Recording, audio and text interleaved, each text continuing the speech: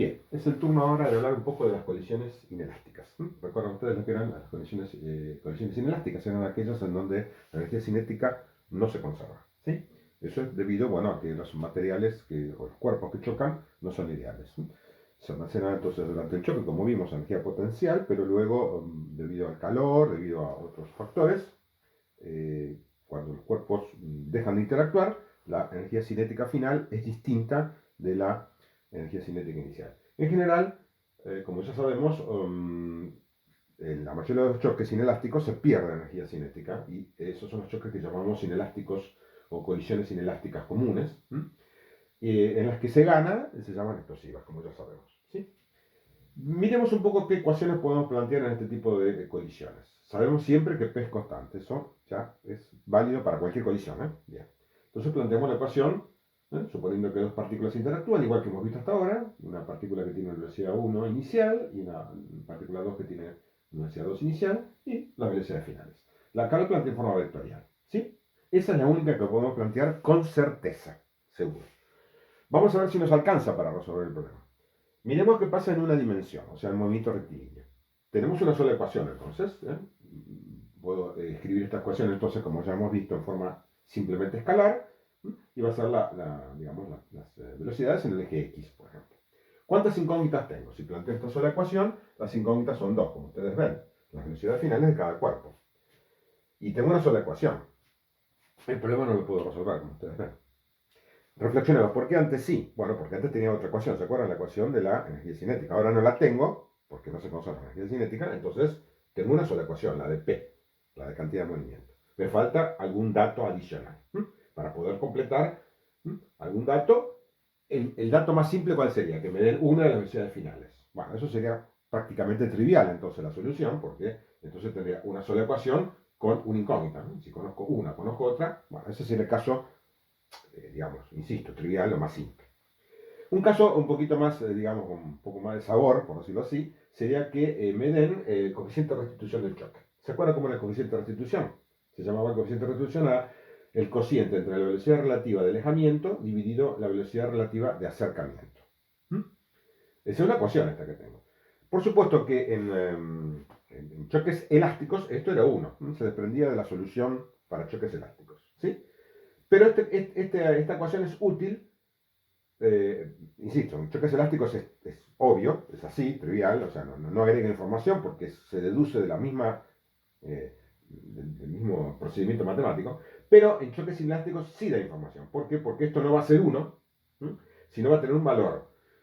¿Qué valor va a tener? Bueno, ahí es donde clasificamos, digamos, las colisiones explosivas e inelásticas y le damos justamente un coeficiente. En vez de decir solamente que son explosivas o son inelásticas propiamente dichas, ¿se acuerdan? O inelásticas comunes, decimos que si son explosivas, R es mayor que 1. ¿Qué significa? Que las partículas se alejan con mayor velocidad de la que se acercan. ¿Por qué pasa eso? Bueno, evidentemente hay una explosión y se le agrega energía al sistema. La energía cinética final, entonces, va a ser mayor que la inicial.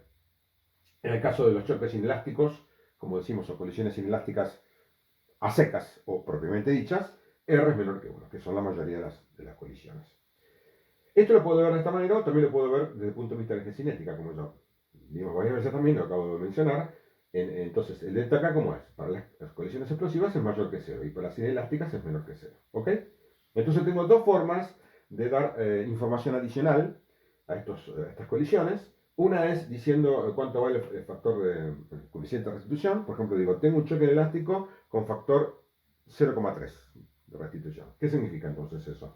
0,3. Que ya puedo decir entonces que la colisión va a ser inelástica propiamente dicha, va a haber pérdida de energía cinética, y acá entonces pongo un 0,3 y tengo la ecuación que me falta. Entonces, ¿cuántas ecuaciones tengo ahora? Dos.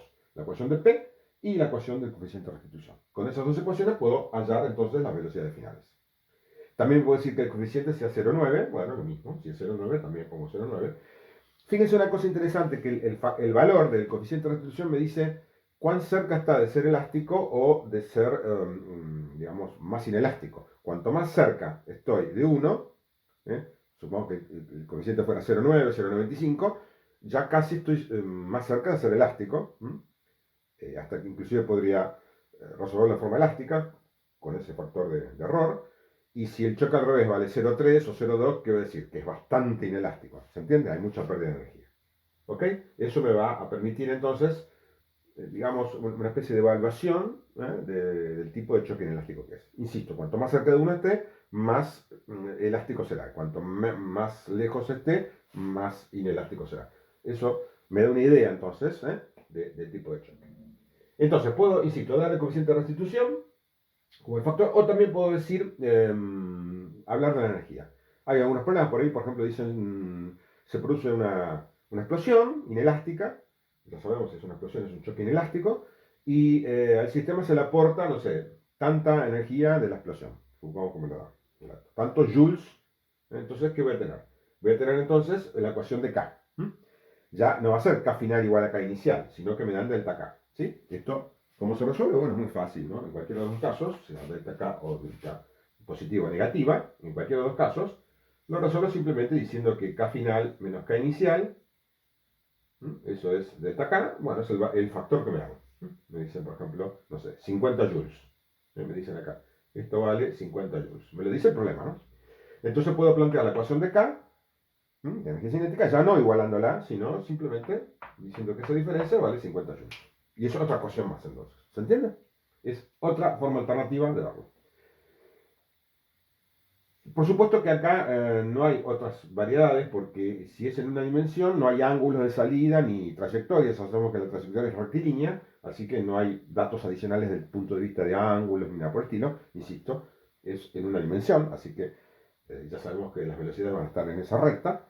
A lo sumo, bueno, cambiará el sentido, pero más que eso no. Así que generalmente estos son los datos adicionales que podemos dar en los choques inelásticos. ¿Qué pasa en dos dimensiones? Bueno, en dimensiones estamos en condiciones peores, como ustedes se imaginan. En dos dimensiones, ¿cuántas ecuaciones puedo plantear? Dos ecuaciones. Ya vimos en el caso de choques elásticos, las dos ecuaciones de P, una en el eje X y otra en el eje Y. Son dos ecuaciones. Acá tendré que poner el subíndice X y luego el subíndice Y. Eso me da las dos ecuaciones de P.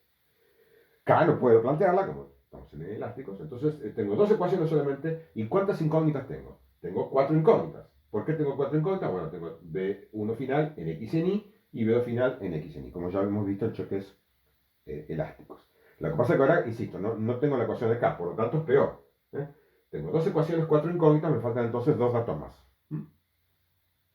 Ni hablar si estoy en tres dimensiones, cosa que no vamos a hacer, solamente se los menciono. En tres dimensiones voy a tener tres ecuaciones, entonces para X, para Y, para Z, de P, y tengo seis incógnitas, las componentes X y Z de cada velocidad. O sea que estoy peor todavía. Cuanto, digamos, más dimensiones tengo, el problema se complica, necesito más datos todavía. Nosotros no vamos a hacer demasiados problemas así, sino que normalmente vamos a restringirnos con un solo dato adicional. ¿Sí? ¿Ok? Generalmente los problemas van a ser o elásticos unidimensionales, que se resuelven siempre, o elásticos bidimensionales, como vimos en el video anterior, donde damos algún ángulo de salida, o alguna relación de velocidades, para tener una ecuación adicional. Y en caso de inelásticos, vamos a dar o el coeficiente de restitución o bueno, alguna variación de energía cinética. Esos son más o menos los casos que vamos a tratar en la práctica. ¿Sí? Pero acá les menciono igual todos los casos posibles. ¿Sí? Faltaría el último caso, que es el completamente inelástico o plástico. ¿Se acuerdan? Yo creo que no lo dije. Los plásticos se llaman también completamente inelásticos. ¿Sí? Lo vamos a ver entonces en el próximo video.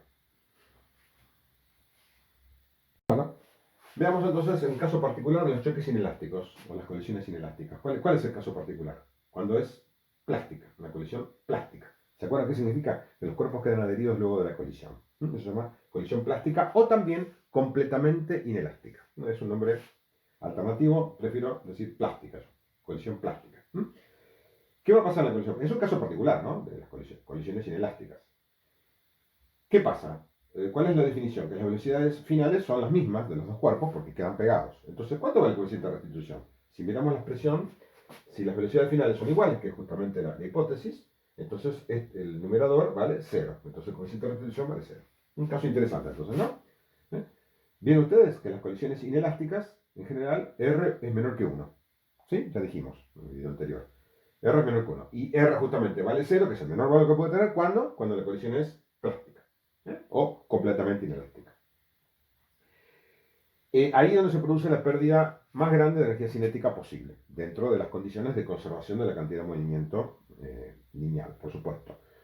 Uno puede decir que la pérdida puede ser total, no, porque, digamos, si los cuerpos colisionan, de acuerdo a las condiciones, a lo mejor no pueden quedar en reposo. Esa masa total no puede quedar en reposo porque tiene que cumplir la condición esta. Entonces se va a seguir moviendo. Pero lo que dice entonces el choque plástico es que se pierde la mayor cantidad posible de energía cinética, siempre que se conserve P. ¿Está claro? El caso extremo sería que queden en reposo. Pero no es normalmente un caso general, sino un caso particular. Entonces, en este caso, ¿qué ecuaciones planteamos? La misma ecuación que vimos acá de P, pero ahora, ¿cuál es la diferencia? Que el segundo miembro, V1 final y V2 final, son iguales, y eso lo llamamos simplemente velocidad final del cuerpo nuevo, pegado. Y entonces, fíjense que tenemos esta ecuación acá que que marqué, perdón, en verde, y ¿qué tenemos entonces? Una sola incógnita. Como ustedes ven, una sola incógnita, es una ecuación vectorial esta, pero ¿qué va a ocurrir? Que siempre se puede resolver. ¿Por qué? Porque si tengo una dimensión, tengo una sola incógnita, ¿no? En el momento rectilíneo.